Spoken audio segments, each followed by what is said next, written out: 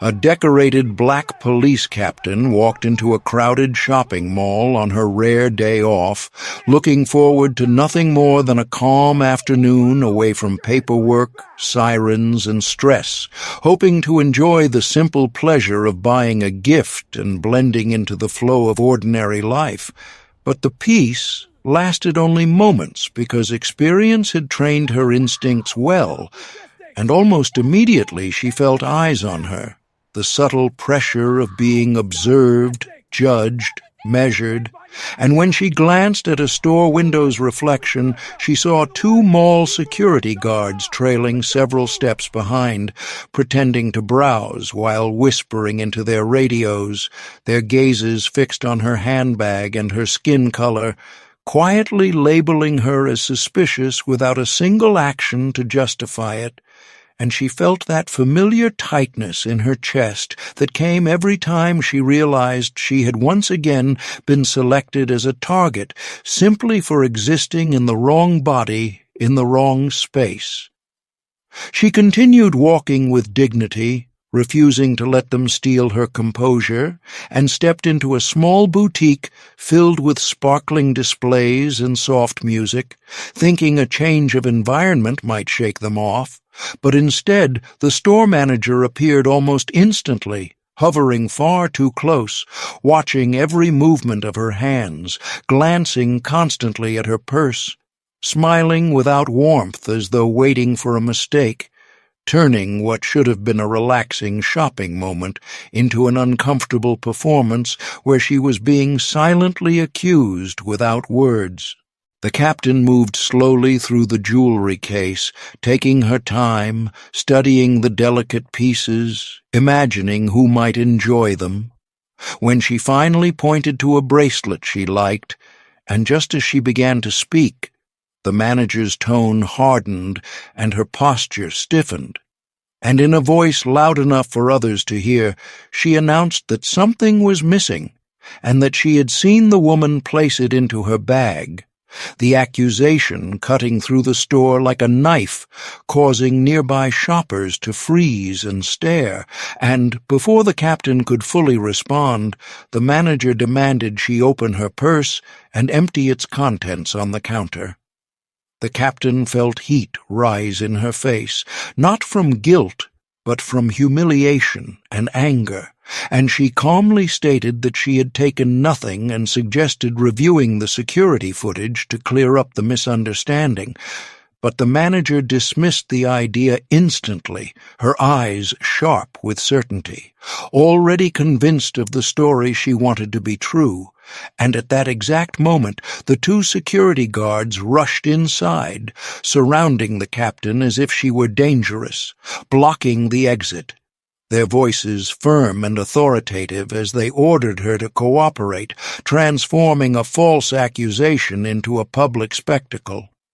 Shoppers began lifting their phones, whispers rippling across the boutique, curiosity turning into concern as the scene escalated, and still the captain stood tall, composed, repeating that she had done nothing wrong and that the cameras would prove it, but the guards refused, insisting she open her bag immediately or face consequences, and it became painfully clear that evidence was never their goal because the decision had already been made the second they saw her walk in. The tension thickened with every second as more people gathered, and then the atmosphere shifted when a police officer arrived, his presence loud and dominating, his voice carrying authority mixed with arrogance. A man known for rough behavior and quick judgments, and without listening to explanations or assessing the situation fairly, he immediately took control, accusing her of resisting cooperation and creating a disturbance,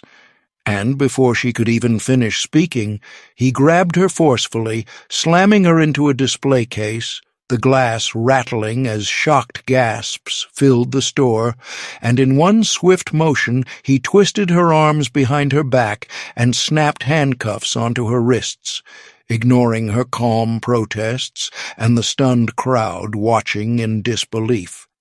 He marched her out of the boutique as if she were a criminal, dragging her through the mall corridors while phones recorded from every angle, shoppers stepping aside as the humiliating procession passed. Her head held high despite the burning injustice, and outside near the patrol car she finally spoke clearly and firmly, revealing that she was not just another citizen but a police captain with years of service, her badge sitting in her pocket, expecting the officer to pause, to verify, to reconsider. Instead, he laughed, mocking her claim, calling it a lie, accusing her of pretending to be law enforcement to escape consequences, and announced additional charges for impersonation, his pride refusing to allow him to admit a mistake. The crowd erupted in outrage, voices rising, some shouting that she was telling the truth, others pointing their cameras closer, the energy shifting from confusion to anger as people realized something deeply wrong was happening right in front of them. And within minutes, the video was spreading across social media, notifications exploding, viewers pouring in by the thousands as the clip of a well-dressed black woman being arrested for shopping ignited a firestorm online. The officer's confident expression began to crack as he noticed the growing attention, the murmurs of the crowd turning into open condemnation,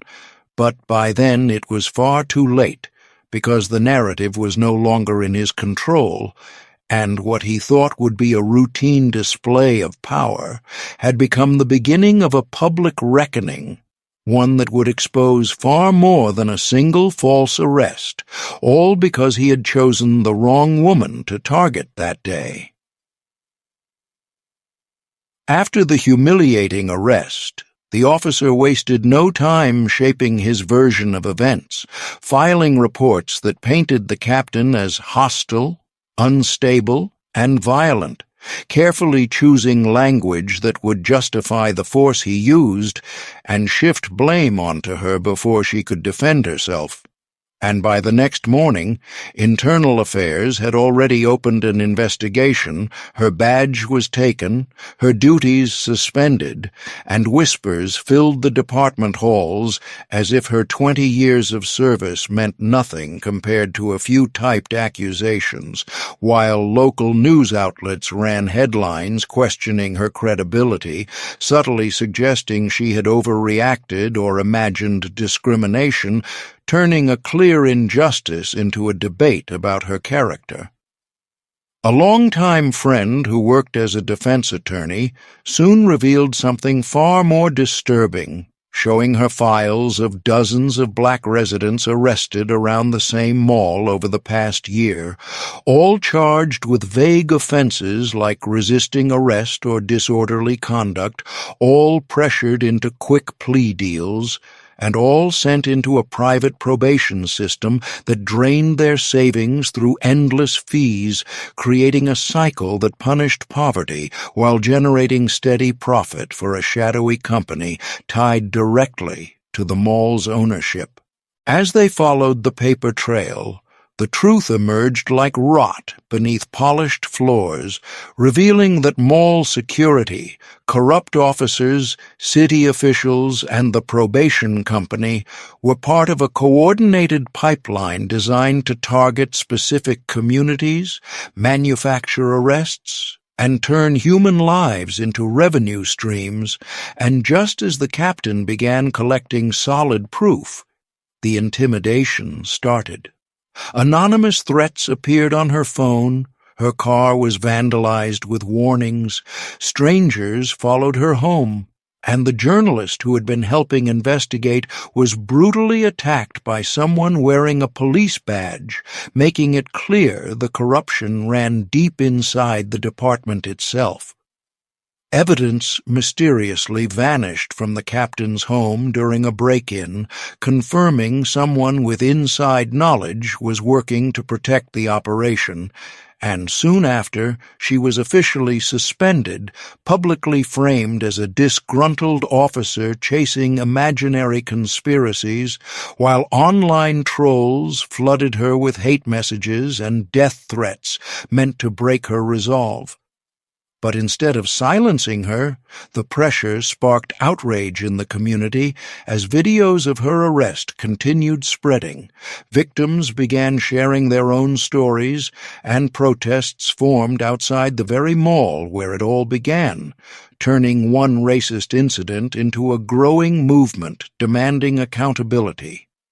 Hidden footage surfaced showing the officer coordinating with store staff before she even entered the boutique, proving the setup was deliberate, and new financial records emerged linking corporate executives and public officials to the profit scheme, finally exposing the operation as an organized system of exploitation rather than a few bad decisions. What started as a quiet afternoon of shopping had uncovered a network built on fear, money, and abuse of power.